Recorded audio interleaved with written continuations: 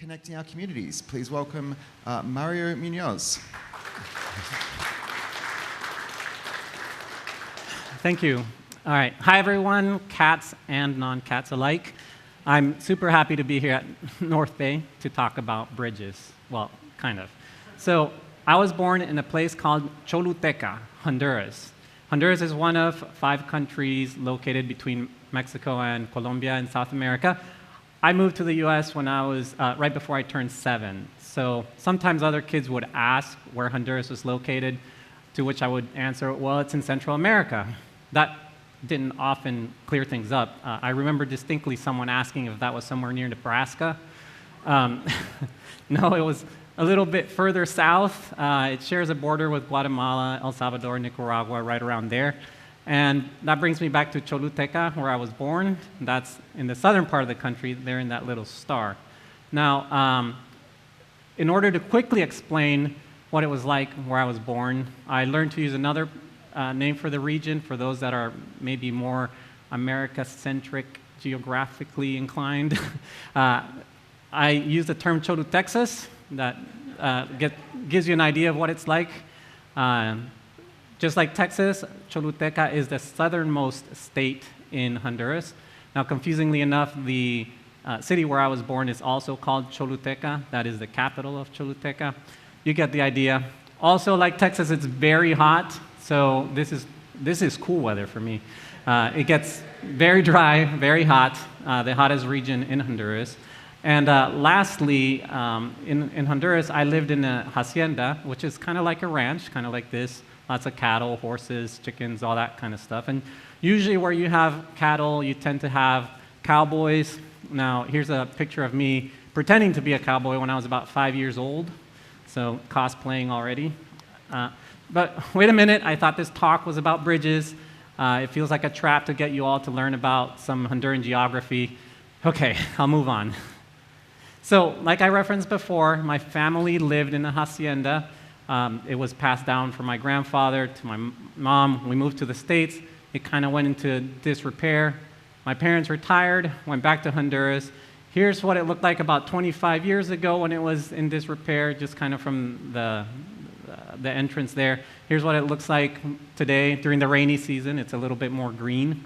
So in order to get from this hacienda, which was kind of out in the country, to Choluteca, where I was born, you have to cross the Choluteca River, and that finally gets us to the bridge. This is the Choluteca Bridge. Again, I took this picture about 25 years ago when I was visiting. So this suspension bridge was actually built in the mid-1930s. It was a collaborative effort between the United States government, the U.S. Army Corps of Engineers, and the Honduran government, and it took about 2 years to complete. Now, it was built to be a replica or sort of a mini-me version of a famous bridge some of you here might recognize. That's, of course, the Golden Gate Bridge. Now, this is a very big bridge. It connects San Francisco to Marin County. It's nearly a mile long, about 1,300 meters. In comparison, the Choluteca Bridge is around 300 meters long, but even so, it was quite difficult to build. So the terrain was extremely uneven. The water rushed in so much during the rainy season, they had to build like some concrete curtains around the anchors. They had to move massive amounts of land, excavated by hand. They had to move it out with wheelbarrows. They had laborers living in temporary housing on either side of the riverbanks for materials and all that. During the last winter, they had massive rainstorms. It didn't pause the work, though, even though they didn't have all the equipment necessary. Some of the cement mixing had to be done by hand, for example. And over the course of those 2 years, they had approximately 600 workers, laborers that consisted of carpenters, masons, blacksmiths, firefighters, engineers, all working together to get this little bridge built. Now, according to the Honduran director of engineering at the time, his name is Jorge Colindres, in spite of all these difficulties that they had, the building itself was very successful. There's a first-person accounting from this engineer that I've translated here to English that states the following. With true satisfaction, I note in this paragraph that throughout the development of the work, there was a harmonious unity of action, with not the slightest personal friction having been recorded. All infrastructure work was carried out strictly in accordance with the plans prepared by the U.S. Department of Agriculture and Roads, with only minor modifications which operated here on a permanent basis and which included the engineers T.M. Whitby and Simon Martinez talking about those that were involved with the Army Corps of Engineers. Now, the metaphor here is remarkable. Even within the construction of this literal bridge, there was a bridge between two different governments, wildly different, and a lot of harmonious action just in looking for a common goal. To me, that metaphor is remarkable. Now, why am I talking about this at a tech conference, and what does this have to do with Python? Now, it's not that much of a rhetorical question. You can probably spot a lot of the correlations here between the metaphors I'm trying to make. But, humor me, and let's walk through this. So, a bridge, it's meant to overcome obstacles. You have a river there, you build a bridge over it, you have some sort of canyon, chasm, any sort of thing, an obstacle is going to be there. And here's a map of Honduras. In the case of the Choluteca Bridge, it was meant to cross over the Choluteca River in order to complete the construction of the Pan American Highway. That's the highlighted road that you see there. And the Choluteca Bridge was built right around there. Just to talk really quickly about the Pan American Highway, that was actually a result of a US-led global infrastructure project. You know how hard it is even to have domestic infrastructure projects. This was a big deal when it was done. It was meant to connect the continents of North and South America. Now, there's a great article by Maureen Harmon in Pegasus, the magazine of the University of Central Florida. It's titled The Lost Highway, that kind of talks about this. One of the assistant professors of history, Eric Rutgo, studied the construction of this great project. And in fact, he found that the idea to connect these continents started earlier in the 1800s. There were dreams of an intercontinental railroad. Even President Roosevelt talked about connecting these two continents. But as the technology progressed, the focus shifted to roads. So the article reads that America had created the infrastructure for roads, and the automobile industry fueled that infrastructure, and now the government and private entities wanted to expand that reach. And in addition, it took 5 Pan-American conferences, a world war, the birth of the automobile industry in the US, and knowledge of the infrastructure required to get the autos from place to place before the American highway system could begin to snake its way south. But the ride wasn't always smooth, so there were many obstacles. The Choluteca River was just a tiny, tiny little fraction of all the obstacles faced between the construction of this highway system that stretches from Alaska down to Tierra del Fuego in Argentina. There is a small stretch that was never finished of about, I think, 60 miles, but I'm leaving that out for now. So it doesn't take a lot of imagination to identify the vast number of obstacles that exist within the tech sphere. Yes, even within the Python world. Some of these obstacles are technical. So, for example, do outsiders know how to get started with our software? Where to get started? Maybe our documentation is too technical, or it looks at it from an expert point of view. How do you set up a development environment? Or what is a development environment? Sometimes language can be a barrier, right? Even if, let's say, you're writing your documentation in English, but you're using a lot of jargon, maybe it's not as accessible to people who don't have English as their first language. So could we make our documentation more readable? There are many others, some that are not technical. For example, we have biases we imprint within the packages we use, and then we just talk to ourselves. We have a set of isms that we could talk about. Sometimes we have an air of elitism that keeps people away from our software. We deal with sexism, we deal with racism, all obstacles that sometimes we ignore but are there to be conquered. So, what do we do about these things? One thing to keep in mind is that we are often in the middle of some bigger scope, right? The Pan American Highway, huge scope. The Choluteca Bridge, very focused. So sometimes it's important to keep that focus when you're looking to conquer a particular obstacle. As an example, let's talk about the complexity of the web. Sometimes we have these massive front-end frameworks that develop into spaghetti code and become more difficult for junior developers or other people coming into an organization to really get up to speed. So in spite of these paradigms, we know that there are movements to make the web more accessible, both from an accessibility standpoint and even just for newer developers. If you've seen any of my talks or tutorials in the past, even what I spoke about last year, you may know that I'm a huge proponent of hypermedia. In this case, here I have an example of HTMX.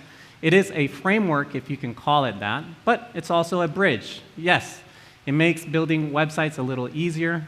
In case any of you remember the joy of right-click view source, this is kind of how you would get an idea of how to build a responsive website. So maybe there are different ways that we can think about overcoming some of these obstacles that are in the way for newcomers, new developers, and people like me.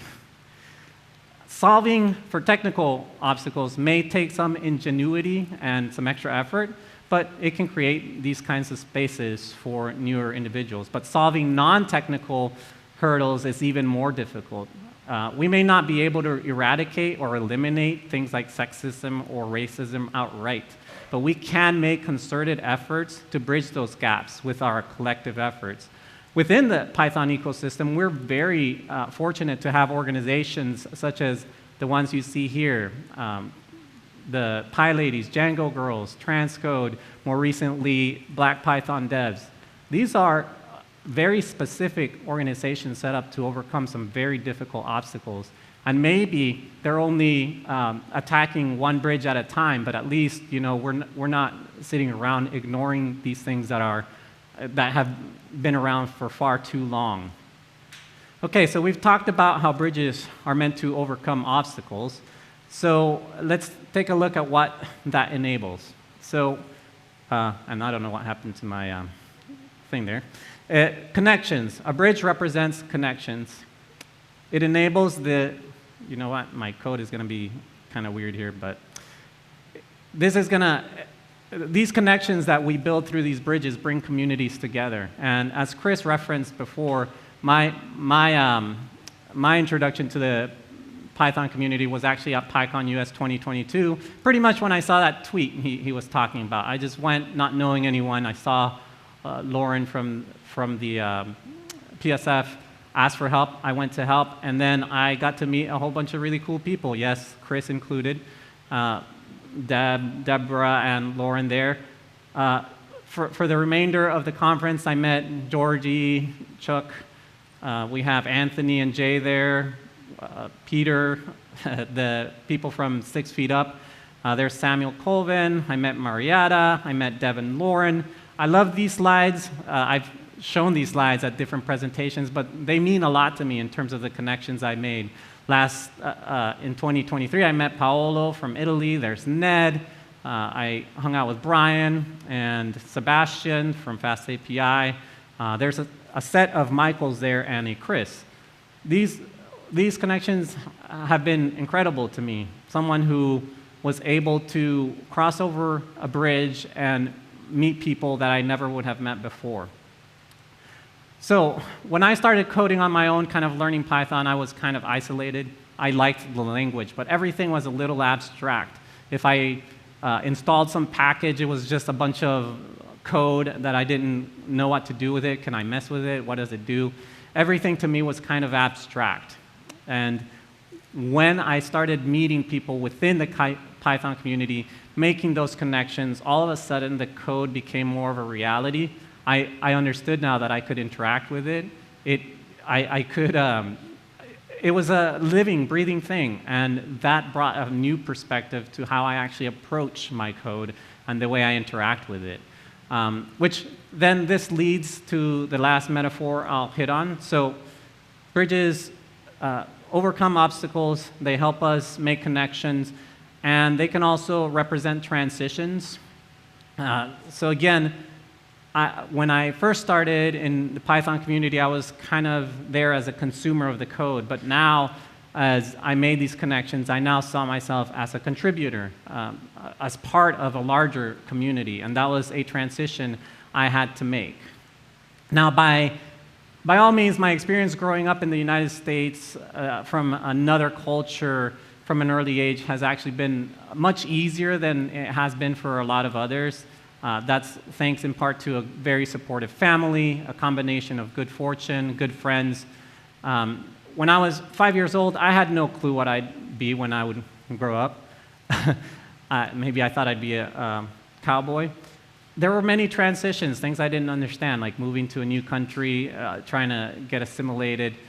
Had things been just a little different, I might have ended up like my cousin Moncho, you see there on the right, as opposed to whatever I thought I was being then. I have no idea. Don't hold that against me. My life could have gone in very many different directions. Could have been a cowboy on the right or stayed whatever that is on the left. Instead, I never would have imagined that I'd have the opportunity to speak to a wonderful group of Pythonistas like I have here and at other conferences. There have been obstacles, there have been connections I've made, but I've also embraced the transitions that this has brought about for myself and for others around me. There's much more for me coming, I know, but it's never a good time to stop growing. So, Adam Grant, psychologist, author, you may have heard of him, writes in his book, Hidden Potential, that success does not come just from like innate talent, but from deliberate effort and practice. This is the first form of courage, he writes, being brave enough to embrace discomfort and to throw your learning style out the window. This is very indicative of the kinds of transitions and transformations that I'm talking about here. He also writes later, what any person in the world can learn, almost all persons can learn. And I think this is really important to keep in mind, not just for ourselves, but in terms of making things accessible for others. It's not that we're smarter than anyone else or that such and such is so intelligent, so genius. We just need to provide opportunities for ourselves and for others. So, takeaways. If I had more time, I might delve really deep into some of these things, but I want to be pretty practical, and I think most of you here kind of catch the drift of where I'm going. Some of you may have seen a post by John Bonafoto. I always forget how to say his name. He runs the, the community Python chats. Yes, thank you. And one thing he mentioned is that sometimes you see it written, the Python community. And one thing to understand is that maybe it's not a singular Python community. It's probably more accurate to say Python communities, plural. We have a lot of different sets of communities, maybe within the data science side, web side, application, tooling, et cetera. And we all kind of segregate there. And these communities can remain siloed from one another. And we could be doing a better job of connecting these together. So, you know what? Since I don't have a lot of time, I was going to have you remember 3 things, but let's strike that. Let's just learn 2 things here. Number 1, if you see a bridge, I want you to cross that bridge. Now, what does that really mean? Again, one thing I want to speak to is I think a lot of experienced maintainers and people that have been in this space for a long time, they perhaps already understand this implicitly. I saw a tweet by Jeff Triplett, very involved in the Django community, in case you don't recognize the name, during PyCon US, which I sadly missed because I have a torn ACL right now, so I wasn't able to go at the time. But I would have loved to have been there. He tweeted about 2 Django developers, the Flask lead maintainer, and the Pydantic author walk into a bar, ... David Lord is here. I believe he's talking about David and Samuel Colvin, probably. And this, to me, represents a lot of what maybe we in our communities that are away from each other don't seem to recognize, which is there's there is no animosity, there's friendliness, and there's openness when it comes to some of the people that are behind these amazing libraries that we use. Just don't be like whoever this guy is that tries to write about, why didn't I start with Django versus Flask? Oh, wait, sorry, that was me. What was I thinking? But you know, if you recognize this scheduling, that's actually from DjangoCon 2022, which to me shows that the organizers saw my talk proposal, why I didn't start with Django, and decided to invite me anyway to come talk at their conference. I know very little Django, mind you, but to me, this is amazing foresight. From my point of view, and not because I got asked to speak, but from my point of view, they made a great decision because it shows that they as a community are listening to outside voices. They are inviting me to cross that bridge and bring a perspective that maybe, it might make some of them uncomfortable, but it also might help them learn some things about how to approach their design. There are other ways to cross bridges. One of them is to attend or speak at a conference. I know about that one, and I would encourage all of you at some point. Obviously, you're here and you're learning through most of us, but give it a chance. Even if you don't think you have something to talk about, I bet that you do, and I bet that you have people that would be very happy to listen to what you have to say. If you don't know what or how, feel free to talk to me afterwards or reach me on Mastodon. What are other ways that maybe we could cross those bridges is to join another community. And I don't just mean another, I mean an other community, one where you don't feel so comfortable, one where you're not the know-it-all, one where you might be trying to explain why you didn't even like that community to begin with.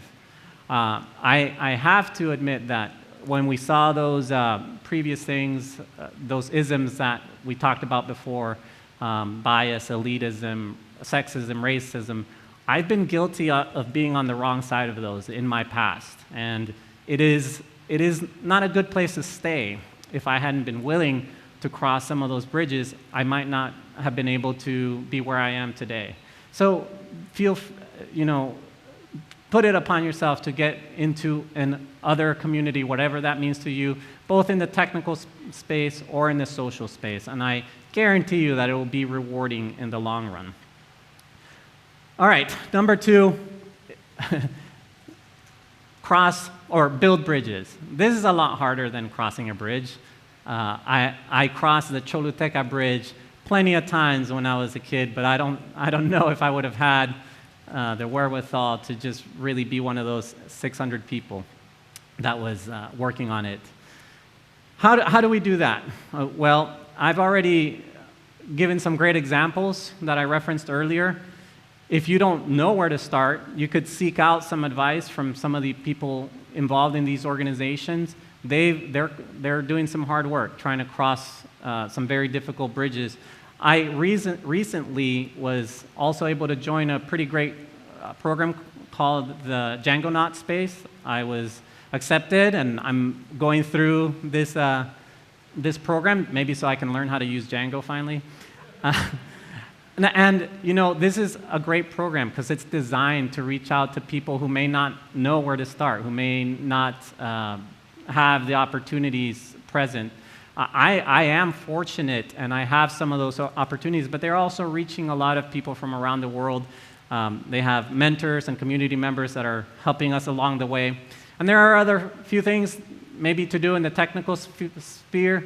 Ask yourself these questions if you maintain a package or library. How welcoming is my documentation? What's the experience like for newcomers? If you're not sure, maybe ask someone to give you feedback who's not familiar with your software. Do you maintain any web content? Is your site accessible? Have you looked at any resources? At least be thinking about these things and ask yourselves these questions. And what could you learn or incorporate from some other random library that's similar or maybe dissimilar from one that you maintain or use regularly? And then incorporate those things, build those bridges so that it can be easier for others to get involved. Whew. Thank you so much. I know it kind of cuts right there, but if you need to reach me, I'm on Mastodon. I really appreciate all of you sticking through with me. Thank you.